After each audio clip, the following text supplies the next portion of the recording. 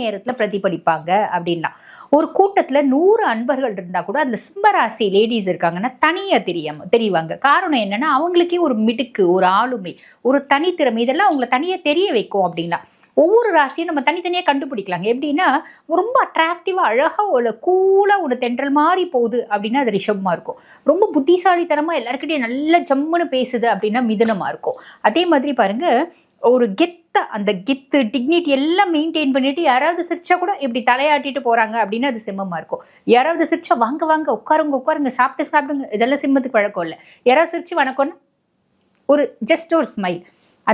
இந்த காட்டுக்கு வந்து பார்த்தீங்கன்னா ராஜா சிங்கம். எதனால காட்டுக்கு ராஜா சிங்கம்? சிங்கத்துக்கு நிறைய ஹைலைட்டிங்கான குணங்கள் அப்படின்றது இருக்குங்க. நிறைய ஸ்பெஷல் கேரக்டர்ஸ் வந்து இயற்கையாகவே லயனுக்கு உண்டு, அந்த லயனஸ்க்கும் உண்டு. அந்த மாதிரி சிம்மராசி பெண்கள் தே ஆர் லயனஸ். அவங்க வந்து பாருங்க, எக்காரத்து கொண்டும் என் தலை இப்படி தான் இருக்கும், இப்படி குனிஞ்சி நான் வந்து பணிவாக பேசுகிறேன்.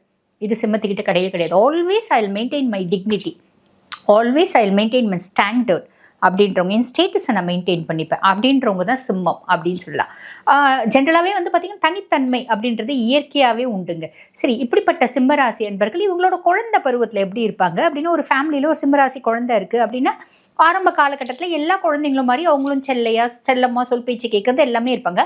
ஆனால் ஏதாவது சொன்னால் ஏன், எதுக்கு, எதனால் வருது, ஏன் இப்படி அப்படின்னு கேள்வி கேட்பாங்க. ஏதாவது பாட்டி ஏதாவது தப்பு செஞ்சுட்டாங்க, சித்தப்பா ஏதாவது தப்பு செஞ்சுட்டாங்க, சித்தி ஏதாவது தப்பு செஞ்சுட்டாங்க, இவங்க பார்த்துட்டாங்கன்னா அப்பா சித்தி இந்த தப்பு செஞ்சாங்க, சித்தி தான் இது பண்ணாங்க, சித்தப்பா தான் இது பண்ணாங்க, அப்படியே டைரக்டாக சொல்லுவாங்க. குழந்தையிலேயே அதை பார்த்தாங்கன்னா என்ன பார்க்குறாங்களோ அதை சொல்லுவாங்க அப்படின்னு சொல்லலாம். நிறைய சிம்மராசி அன்பர்கள் இவங்க ஒரு ஸ்கூலுக்கு போகிறாங்க அப்படின்னா நல்லா படிப்பாங்க. இயற்கையாகவே நிறைய புத்திசாலித்தனம் அப்படின்றது உண்டு. சூரியன் ஆதிக்கம் இல்லைங்களா, ராஜ கிரகம். ஸோ புத்திசாலித்தனம் அப்படின்றது இயற்கையாகவே உண்டு. ஆனால் எப்பயுமே அவங்களோட ஸ்டேட்டஸ், கேலிபர், டிக்னிட்டி எல்லாத்தையும் மெயின்டைன் பண்ணக்கூடியவங்க சிம்மராசி பர்சன்ஸ்.